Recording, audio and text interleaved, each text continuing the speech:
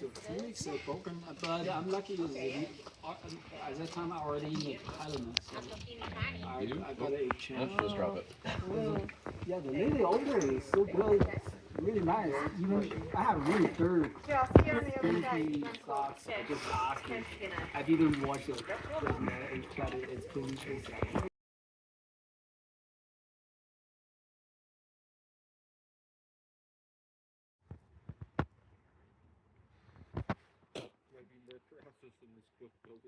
What a perfect time for hot dogs. Cold hot dogs. Everybody loves them.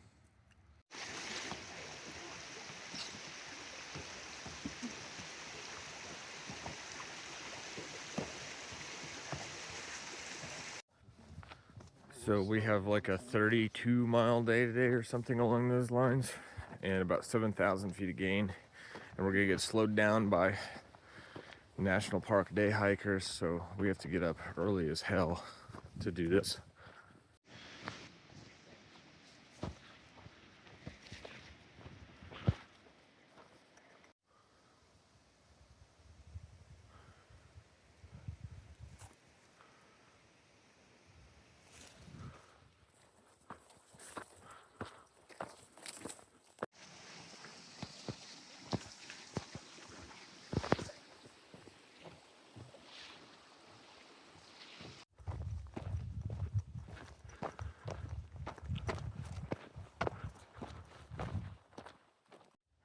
Looking south just as the sun's rising. I just got out of the tree line.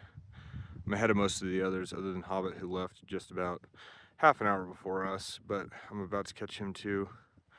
I'm pretty close to Pegan Pass, which is to my right here. That's actually Pegan Glacier up there.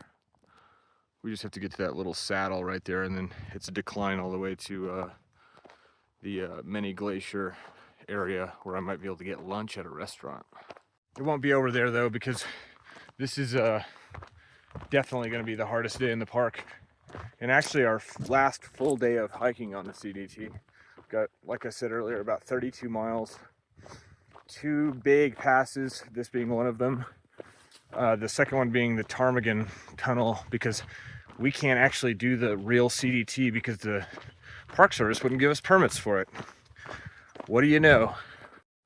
I did a lot of bitching about the permit system in Yellowstone, and ironically, I feel like they messed it up just as bad here. And honestly, they should just switch methods. This park has much more backcountry activity than Yellowstone, so I don't know why Yellowstone restricted us to these certain sites when nobody else camped in any of the others. And then this park has no sites set aside at all on the CDT, meaning you can go all the way from the Mexican border to here just to get screwed upon entry. So it still should be a really nice hike. The Tarmaggan tunnel and that pass and the areas that it goes through are really highly renowned anyway, so we're not that upset about it. But it is just kind of comical at this point. Like, why? That's Clover back there catching up now too.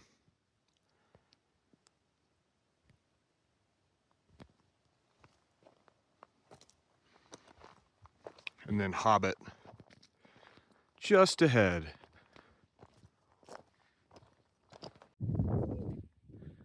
Almost missed him right here at the pass, right at sunrise. A couple bighorn sheep.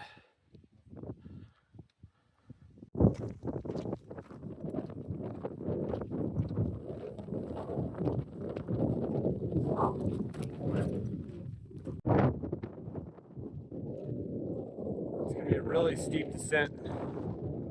It's really cold up here too. I'm gonna go all the way down this valley.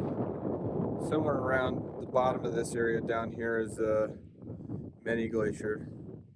This park feels kind of oddly segregated in some ways. It might just be the time of day, but I can see the trail for miles down, and I can see the trail for miles on the other side of the pass when we were up there too. And I guess it's because it's sunrise partially, but there's not a single person up here. We haven't seen a single person in the last 10 miles on trail.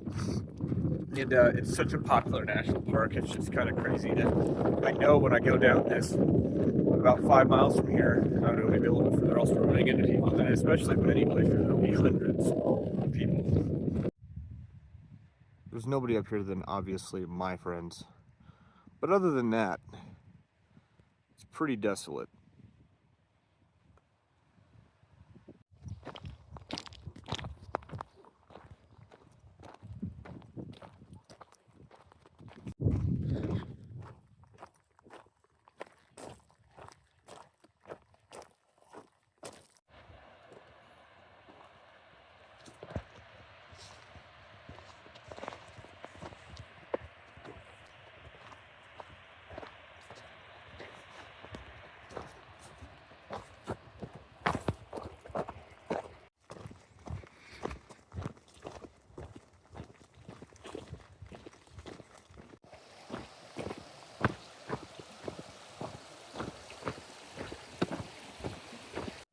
I'm actually taking a slight alternate now.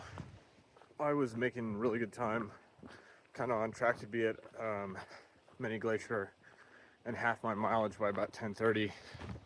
So supposedly this other trail here that parallels the CDT is nicer and sees a lot more water features, so I went this way. Still haven't seen a single person yet though, which is surprising. Crossing this bridge, and there's a place called Hidden Falls back in that crack back there, but I'm not going to be able to see it. And finally did see the first day hikers. It makes sense. There's that waterfall there, so I guess people are specifically coming up to see that, and it's probably about as far as they'll be going.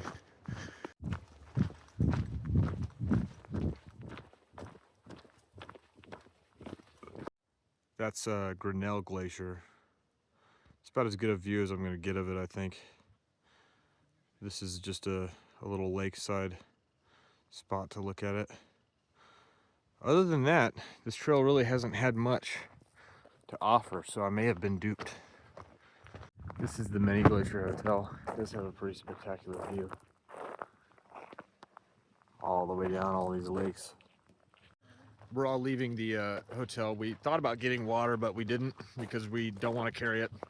Clover pointed out something really astute. He thinks, but you think you could probably go longer without water than you could without a cigarette. Yeah, while hiking up mountains. Yeah, definitely. That's probably true. I think most of us could probably go 10 miles without drinking a drop at this point.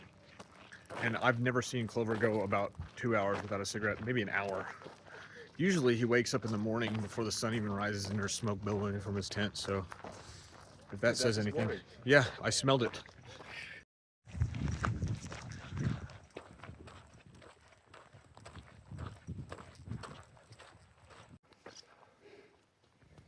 A little bit hard.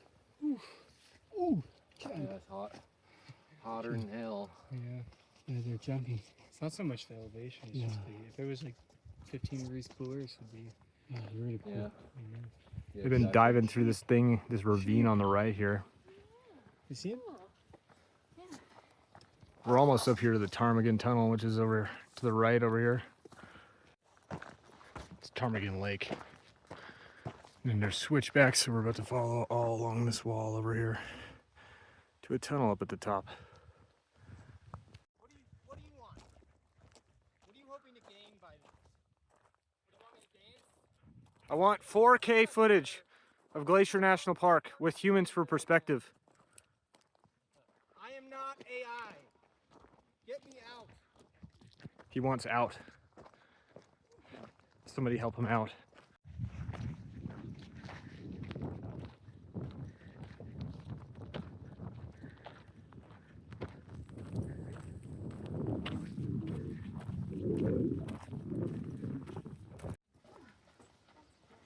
This is not a simulation.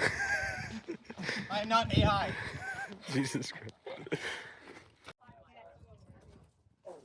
This is the famous Tarmaggan Tunnel.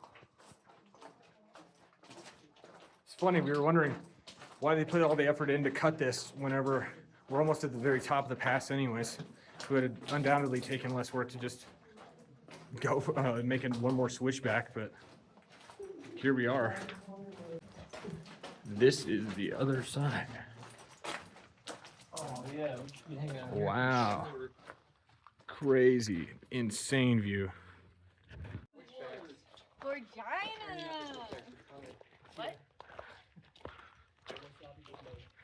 This is apparently why they needed the tunnel, because I guess they can't make switchbacks up there. We're gonna take one last rest here and then go to our last camp on the CDT, which is gonna be down this valley. We're gonna go around this corner here between that lighter colored mountain and the gray one in the foreground. Just around the left there, we're gonna camp on another lake called Glen Lake. And then up around behind here is Stony Indian Pass, and that's the last climb on the whole trail.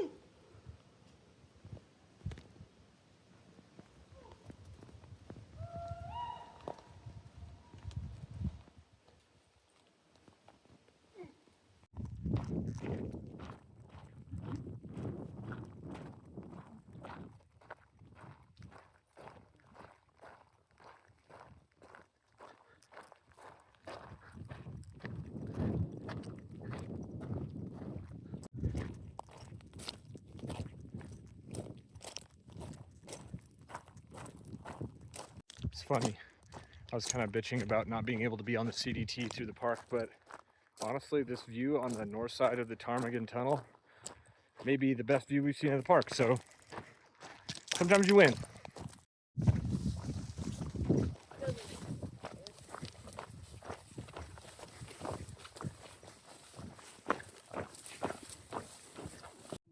We all jump up and down the whole time on it together, actually.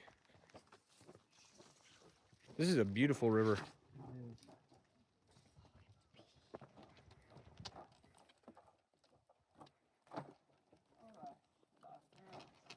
Yeah, this is a little bit less stable than some of the others.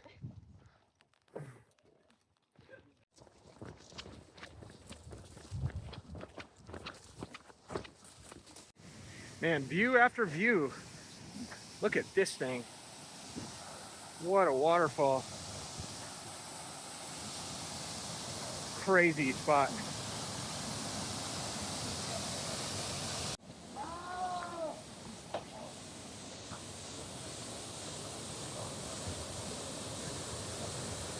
Wow.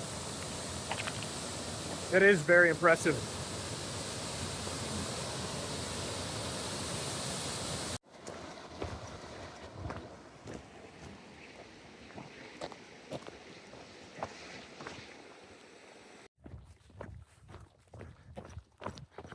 Tim and I are bringing up the rear because we went to look at that waterfall, but this day is dragging on. Pretty fucking tired. About 30 miles in almost or something.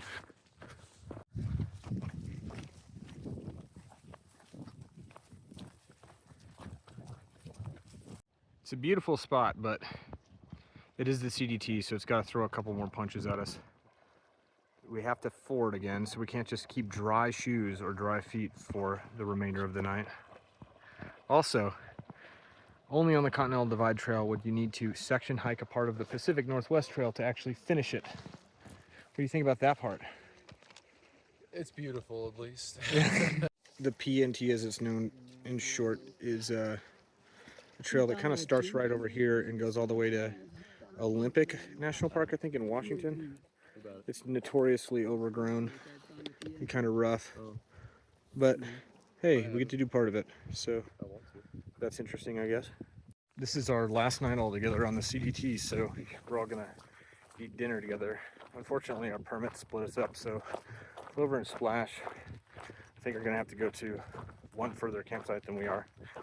We're all still gonna make dinner in the same spot though, and then some other friends who finished today and who are actually coming out east to Chief Mountain this way are also gonna stop in our campsite and cook dinner with us. So it's gonna be kind of a interesting meetup to a degree.